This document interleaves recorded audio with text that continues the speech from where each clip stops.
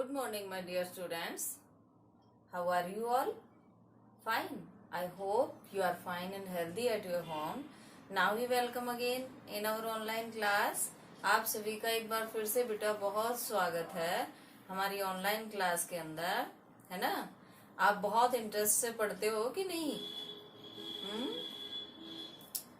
In previous class we discuss about topic rubber की आत्मकथा and now we will discuss the book exercise of this topic. Now we will discuss the book exercise of this topic. आज हम इसी topic की जो book exercise है उसे discuss करेंगे. I will send it in PDF in your for your homework. But फिर भी होमवर्क में मैं आपको इसकी PDF बना के सेंड कर दूंगी.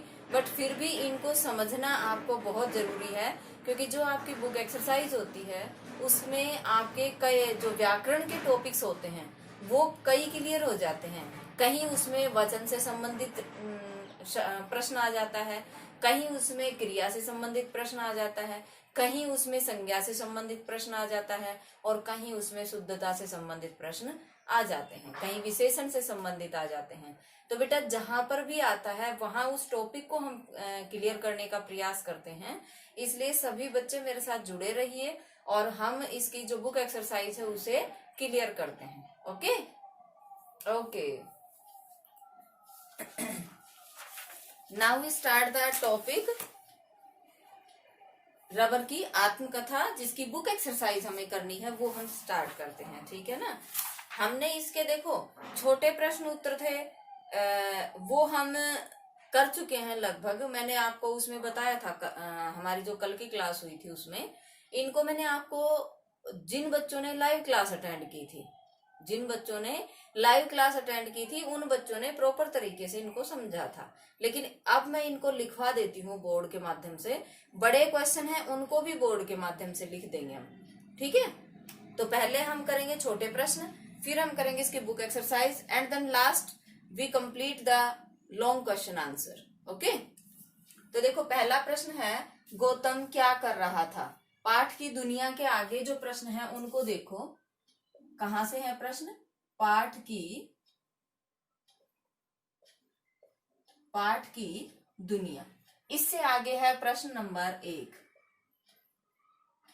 और प्रश्न नंबर 1 का है कै. क्या कहता है कि गौतम क्या कर रहा था. तो गौतम क्या कर रहा था, तो हमारा आंसर इसका हो जाएगा, ये आपको बुक में ही फिल करने हैं. चित्र बना रहा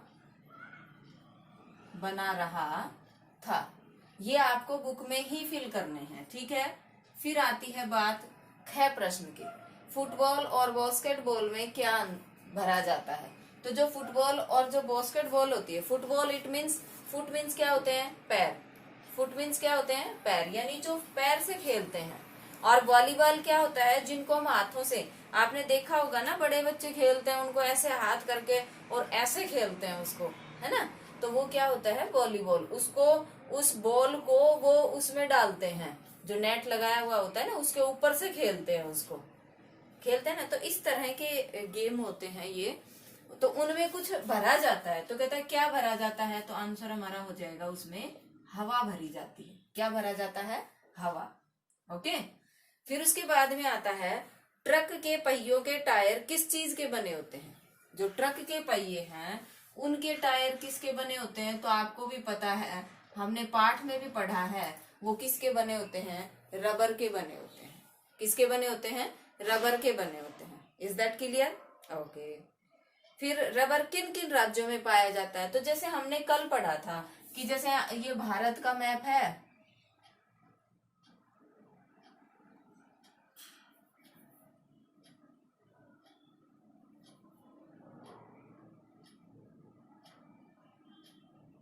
ये जैसे भारत का नक्शा है कुछ इस प्रकार से,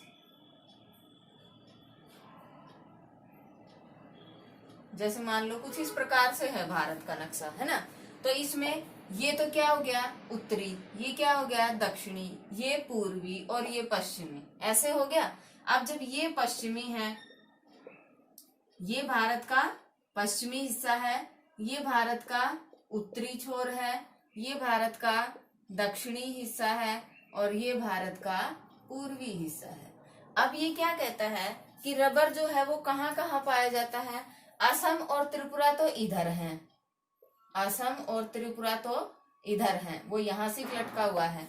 और कहता है दक्षिणी भारत, तो दक्षिणी भारत ये आ जाता है, ये वाला हिस्सा है ना, ये दक्षिणी भारत में आ जाता है। और भी हम यहाँ जैसे ये मिड हो गया, ये इसका मिड हो गया, तो ये नीचे का हिस्सा है, तो ये सारा दक्षिणी में आएगा। अब इसमें बहुत सारे राज्य आते हैं, जैसे गोवा, कर्नाटक, केरल, आंध्र प्रदेश, उत्तर प्रदेश, तमिलनाडु, ये इसी में आते हैं, है ना। तो इसने प्रॉपर नाम नहीं बताया कि कौन कौन से राज्यों में रबर पाया जाता है।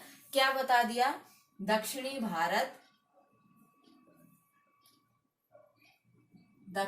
भारत, असम और त्रिपुरा, ये इसका उत्तर बता दिया। तो हमारे छोटे प्रश्नों का उत्तर क्या हो जाएगा, ये पहला प्रश्न था गौतम क्या कर रहा था, तो गौतम चित्र बना रहा था। फुटबॉल और बास्केटबॉल में क्या भरी जाती है, तो उसमें हवा भरी जाती है। ट्रक के पहियों के टायर किस चीज के बने होते हैं, तो वो रबर के बने होते हैं। और रबर किन किन राज्यों में पाया जाता है, तो वो दक्षिणी भारत, असम, त्रिपुरा में पाया जाता है। ठीक है, आगे देखो। अब देखो नेक्स्ट जो हमारा क्वेश्चन बनता है वो है इसमें लॉन्ग क्वेश्चन आंसर। क्या है, लॉन्ग क्वेश्चन आंसर। ठीक है, तो पहले हम क्या करेंगे, we discuss the complete exercise and then we completed the question answers of this lesson. जो लॉन्ग क्वेश्चन आंसर है वो लास्ट में करेंगे हम, क्योंकि बोर्ड पे करवा दूंगी, फिर बोर्ड पर से उसकी पिक्चर की क्लिक कर लेंगे। अब आता है खाली स्थान भरने हैं, रिक्त स्थानों की पूर्ति कीजिए। क्या कह रहा है, रिक्त स्थान। रिक्त का मतलब क्या होता है, खाली। रिक्त का मतलब क्या होता है, खाली।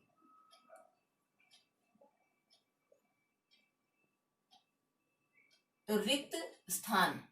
अब इसमें देखो पहला है रबर का रस खाली स्थान की तरह होता है। मैं पहले लिख देती हूं,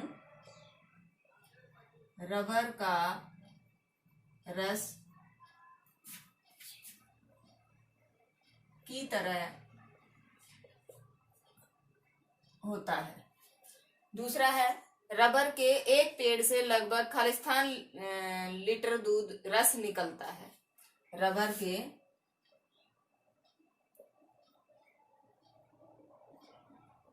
के एक पेड़ से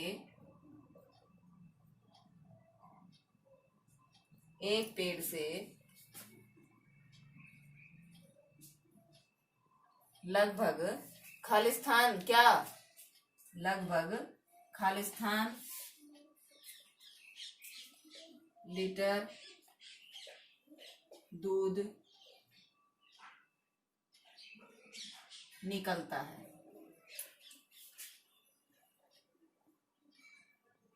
फिर उसके बाद में है बिजली का काम करने वाले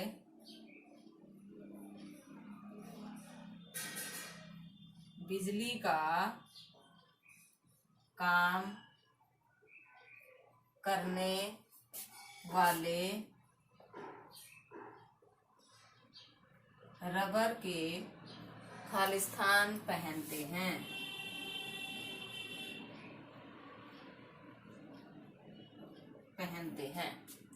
फिर उसके बाद में है वाहनों के टायर और खालिस्तान रबर के बनते हैं।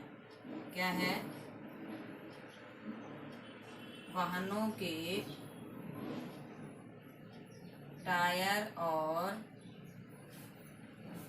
टायर और खालिस्तान रबर के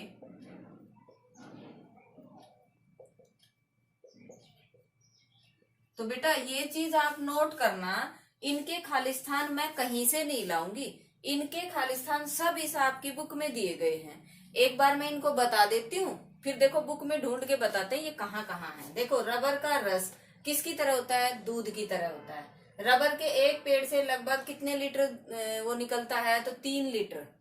फिर बिजली का काम करने वाले रबर के क्या पहनते हैं, दस्ताने। और वाहनों के टायर और ट्यूब रबर के बनते हैं। देखो ये आपकी बुक में बिल्कुल हूबहू दिया हुआ है। देखो इसी पेज के ऊपर है, इस साइड वाले पेज के ऊपर, कि इसके छेद में से दूध जैसा पदार्थ निकलता है। इट मीन्स रबर से रस कैसा निकलता है, दूध का सा। फिर एक पेड़ से लगभग 3 लीटर दूध निकलता है। तो एक से लगभग कितने लीटर निकलता है, 3 लीटर दूध निकलता है। इस दूध को उबाला जाता है। और जो है ना, उनके प्रश्न देखो, पीछे देखो, ये रहे कि पहियों के टायर और ट्यूब बनती हैं, टायर और ट्यूब बनती हैं। फिर एक प्रश्न इसमें क्या है, एक प्रश्न है कि वाहनों के टायर और ट्यूब रबर के बनते हैं, ठीक है। बिजली का काम करने वाले, ये देखिए यहाँ रहा, दस्ताने पहनते हैं, ये रहा कि डॉक्टर भी दस्ताने पहनते हैं और बिजली का काम करने वाले भी दस्ताने पहनते हैं, है ना। तो ये सारा आपकी बुक में दिया हुआ है। जिस भी बच्चे ने लेसन अच्छे से पढ़ लिया वो इनको आराम से भर देगा। अब रबर का रस किसकी तरह होता है, तो रबर का रस दूध की तरह होता है। रबर के एक पेड़ से लगभग कितने लीटर, 3 लीटर। फिर बिजली का काम करने वाले रबर के क्या पहनते हैं, दस्ताने। और वाहनों के टायर और ट्यूब, टायर और ट्यूब किसके बनते हैं, रबर के। Is that clear, is that clear बेटा, are you understand it, are you sure, okay. अब आ जाओ पेज नंबर 98 के ऊपर। ये कहता है इन शब्दों के बहुवचन रूप लिखने हैं हमें। अब वचन के कितने भेद होते हैं, तो वचन के 2 भेद होते हैं। कितने होते हैं, 2। कौन कौन से होते हैं, एक वचन और बहुवचन। कौन कौन से होते हैं, एक वचन और बहुवचन। ये कहता है कि उसके एक वचन और बहुवचन 2 भेद होते हैं। इसलिए हमें कोई शब्द तो दे दिया बहुवचन में जिसका हमें एक वचन बनाना है, और कोई शब्द दे दिया एक वचन में जिसका हमें बहुवचन बनाना है। तो 2 भेद होते हैं, होते हैं ना। अब देखो वाक्य क्या क्या दिए। वाक्य है खिलौना,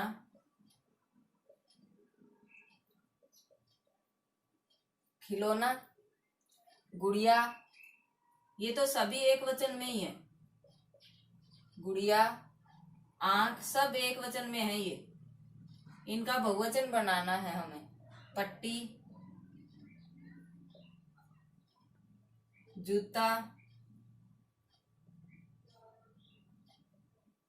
चप्पल, बाल्टी और मेज, ये शब्द दे दी। ये शब्द सारे किस में हैं, एक वचन में, और हमें इनका क्या बनाना है, बहुवचन। तो देखो कैसे बनेगा। खिलौना, एक है खिलौना, तो क्या बन जाएगा, मुझे पता है आप सभी बोल रहे हो कि मैम खिलौने, क्या बन जाएगा, खिलौने। गुड़िया का क्या बनेगा ये बताओ, हो गए कंफ्यूज, हो गए कंफ्यूज। हाँ, गुड़िया का हो जाएगा गुड़िया।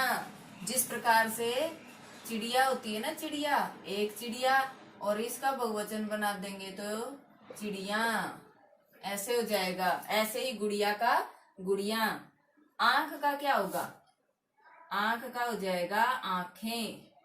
पट्टी का क्या होगा, पट्टी का हो जाएगा पट्टियां, क्या हो जाएगा, पट्टियां। जूता का क्या हो जाएगा, तो जूता का हो जाएगा जूते। चप्पल का, चप्पल का हो जाएगा चप्पलें। बाल्टी का, तो बाल्टी का हो जाएगा बाल्टियां। सभी ने शोर मचा रखा है घर में, है ना, सारे बोल रहे हैं। और मेज का क्या हो जाएगा, मेजें, क्या हो जाएगा, मेजें। मुझे पता है जब मैं बोल रही हूँ ना तो सभी ने कमरे में शोर मचा रखा है अपने अपने में कि हाँ, खिलौना का खिलौने, गुड़िया का गुड़िया, आंख आंखें, जूते जूते, चप्पल चप्पले, सभी बोल रहे हैं। एम आई राइट, यस, ओके। देखो ये था हमारा ये प्रश्न जो कंप्लीट होता है। समझ में आ गया होगा क्या, कि खिलौना का क्या होगा, खिलौने, गुड़िया का गुड़िया, आंख का आंखें, पट्टी का पट्टियां, जूता का जूते, चप्पल का चप्पलें, बाल्टी का बाल्टियां, और मेज का मेजें। Is that clear? ये एक वचन रूप है, ये बहुवचन है। वचन के भेद कितने? दो, एक वचन, बहुवचन। चलो अब आती है बात, इन शब्दों को शुद्ध करके लिखिए। और हिंदी लैंग्वेज सब्जेक्ट में शुद्धता बहुत अहम होती है, ठीक है। शुद्ध लिखना जरूर आना चाहिए। और शुद्ध कब लिख सकते हैं? जब हम इनका उच्चारण शुद्ध करेंगे, जब हम इनको बोलेंगे शुद्ध रूप में, तब ये क्या कहलाएंगे? क्या? इनकी वर्तनी शुद्ध है। देखो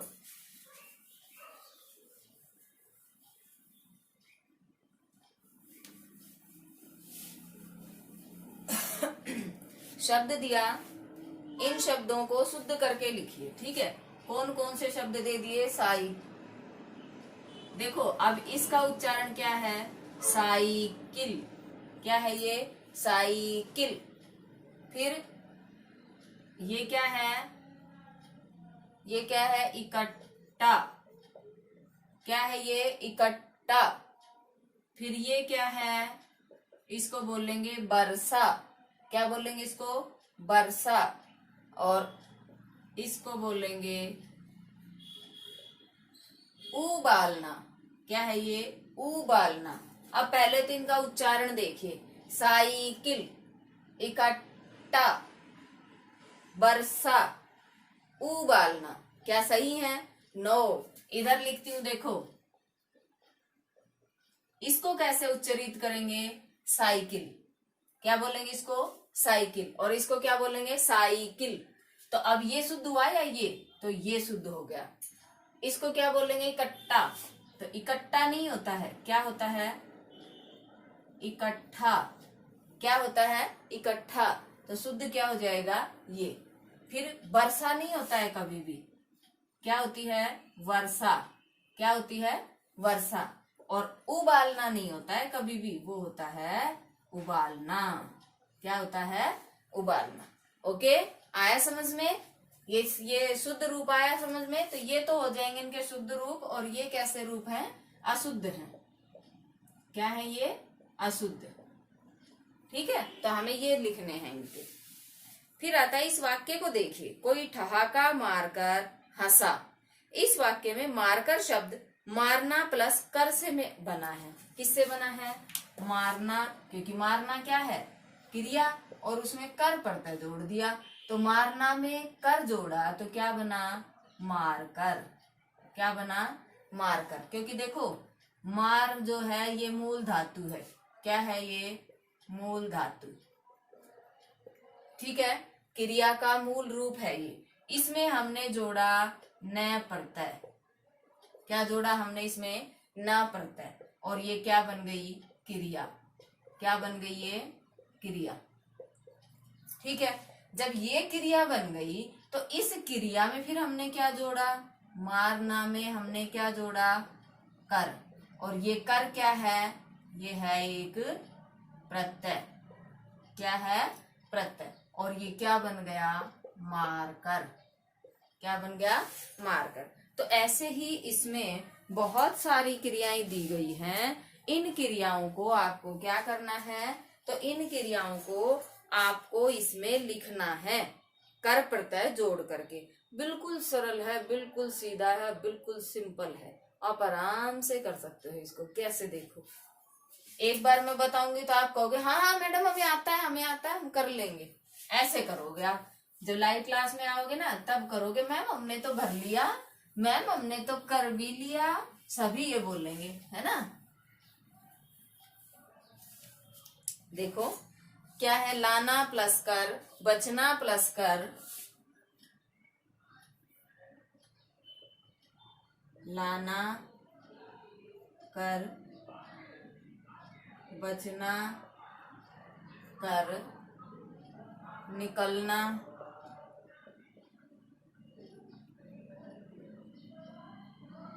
कर, बनाना कर,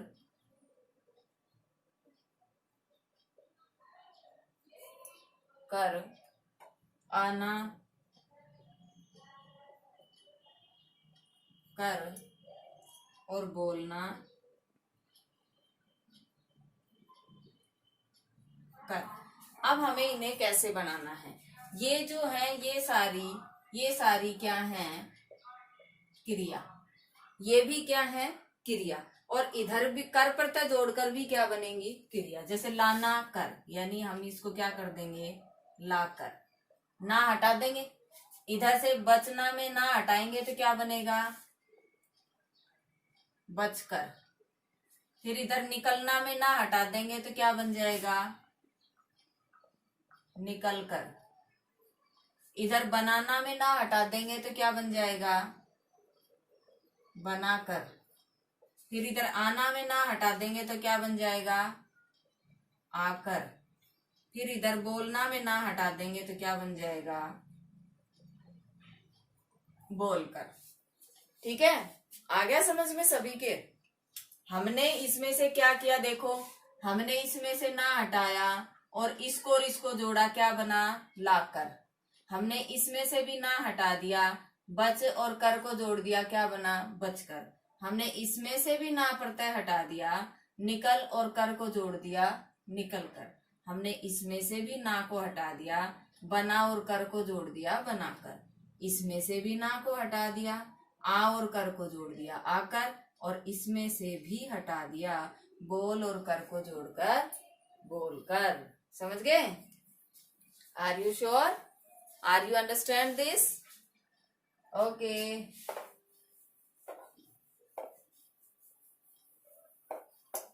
आगे देखो, आगे करते हैं।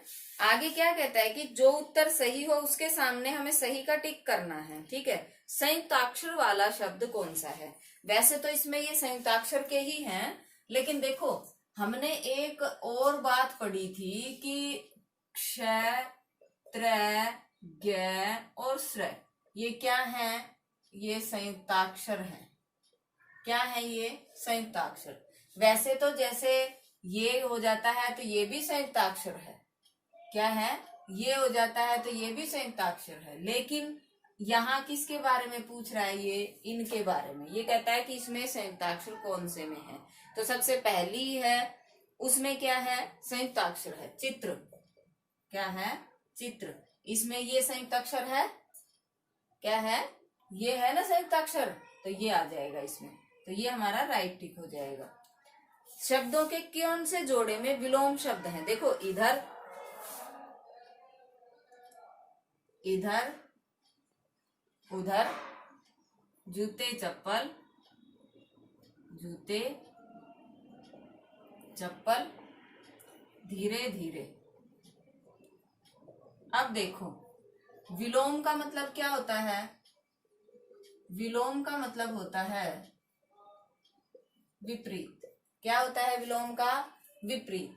अब देखो विलोम का मतलब विपरीत है, तो इधर वाली बात के विपरीत इधर वाली बात होनी चाहिए। हम नीचे से उठाते हैं, कहता है धीरे धीरे, इसका विलोम का तो कोई मतलब ही नहीं है। ये तो दोनों ही शब्द बिल्कुल सेम आ गए, तो ये तो हमारा उत्तर नहीं है। फिर इसको देखो, जूते चप्पल। अब जूते चप्पल भी तो पैर ही में पहने जाते हैं दोनों चीजें, तो ये भी नहीं है, क्योंकि ये भी एक ही जगह पहने जाते हैं, तो ये भी नहीं है।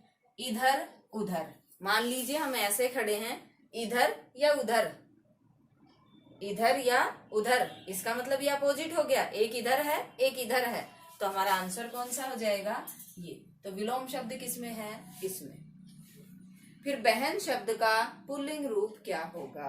तो बहन का बताओ, इसमें कहा पुत्र, बेटा या भाई। क्या क्या कहा? एक तो कहा पुत्र, एक कहा बेटा और एक कहा भाई। पूछ किसका रहा है? ध्यान देना, बहन का। अगर हमसे पूछे पुत्री का, पुत्री का मतलब विपरीत या विलोम या पुल्लिंग रूप, तो पुत्री का तो क्या हो गया? पुत्र। यदि हमसे पूछे बेटी का, तो बेटी का क्या हो गया? बेटा। और यदि हमसे पूछे बहन का, तो बहन का क्या हो गया? भाई। ठीक है, यदि हमसे पूछे पुत्री का, तो पुत्री का पुत्र। यदि पूछे बेटी का, तो बेटी का बेटा और बहन का भाई। तो राइट आंसर हमारा कौन सा हो जाएगा? भाई। ठीक है, ये तो थी इसकी बुक एक्सरसाइज। ओके। ये तो क्या था, इसकी बुक एक्सरसाइज। अब हम करते हैं इसके क्वेश्चन आंसर्स जो इसकी बुक में दिए गए हैं। 5 प्रश्न हैं, बड़े बड़े, छोटे ही हैं, वैसे बड़े नहीं है, वैसे बड़े नहीं है, छोटे ही हैं। मैं करवा देती हूँ इनको, ठीक है। अब देखो, पहला है, इतना रगड़ने से मुझे भी तो दर्द हो रहा है, यह आवाज किसकी थी। पहला प्रश्न क्या है, मैं लिख देती हूँ।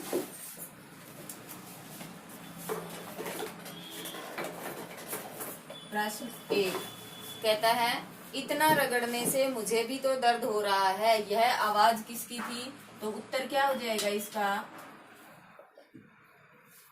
यह आवाज रबर की थी। रबर ने ही तो कहा था। फिर गौतम के हाथ में रबर किस आकृति का बना हुआ था। तो दूसरे का उत्तर क्या हो जाएगा,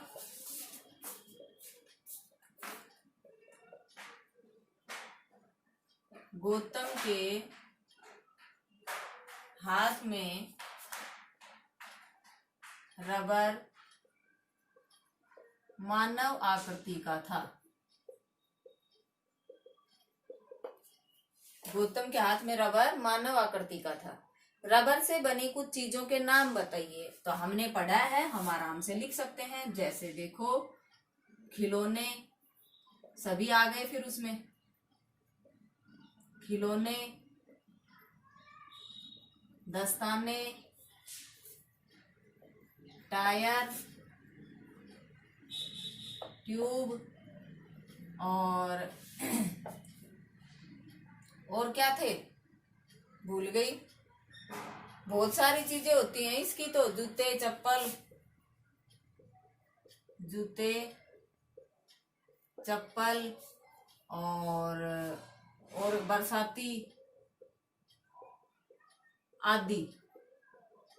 क्या कर देंगे हम, आदि, क्योंकि रबड़ से बनने वाली चीजें बहुत होती है ना, तो हम इसको क्या कर देंगे, आदि।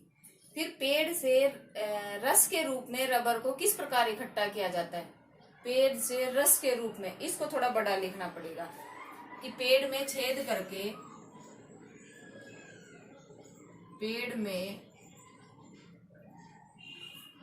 छोटे छोटे छेद करके उस जगह छोटी छोटी क्या लटका दी जाती हैं, छोटी छोटी बाल्टियां लटका दी जाती हैं। लटका दी जाती हैं। रस उनमें इकट्ठा हो जाता है। बस इतना ही लिखना है, क्योंकि ये कहता है दूध के रूप में या रस के रूप में कैसे प्राप्त किया जाता है। तो रस के रूप में तो ऐसे ही प्राप्त करते हैं, फिर उसके बाद तो इसकी प्रोसेस ही आगे हो जाती है। रस के रूप में तो ऐसे ही करते हैं, फिर इसको पानी में डाल के बॉईल किया जाता है, फिर मशीनों द्वारा सुखाया जाता है, फिर मशीनों द्वारा चादर का रूप दिया जाता है, और फिर खिलौनों का या किसी भी चीज का रूप दिया जाता है। तो रस के रूप में तो प्राप्त करने का तरीका यही होता है कि पेड़ में छिद्र कर दिए जाते हैं छोटे छोटे, उनके ऊपर बाल्टी लटका दी जाती है, और वो रस जो है वो टपक टपक के उसमें इकट्ठा हो जाता है। गौतम ने जब रबर से उसका पता पूछा तो उसने क्या कहा। देखो, ये प्रश्न यहाँ रहा। उसने कहा था ना कि भाई तुमने ये तो बताया ही नहीं कि तुम कहाँ पाए जाते हो। ये देखो कि आप मिलते कहाँ हैं, आपने अपना पता तो बताया ही नहीं। तो रबर ने बताया कि मैं दक्षिणी भारत, असम, त्रिपुरा राज्य में पाया जाता हूँ। तो देखो, यहाँ हम क्या कहेंगे, रबर ने कहा। इसका उत्तर कैसे लिखेंगे, रबर ने कहा, रबर ने कहा, फिर यहाँ अल्प विराम, फिर यहाँ उद्धरण चिन्ह। क्या कहा था कि मैं, ये देखो यहाँ पर, कि मेरे पेड़ दक्षिणी भारत, मेरे पेड़ दक्षिणी भारत, असम, त्रिपुरा आदि में पाए जाते हैं। ठीक है, तो ये थी हमारी book exercise and then question answers. And now जो अपनी वीडियो है वो खत्म होती है, अपना लेसन भी खत्म होता है। कल फिर हाजिर होंगे एक नई क्लास के साथ, एक नई विचार के साथ। ओके, तब तक के लिए बाय बाय, थैंक यू।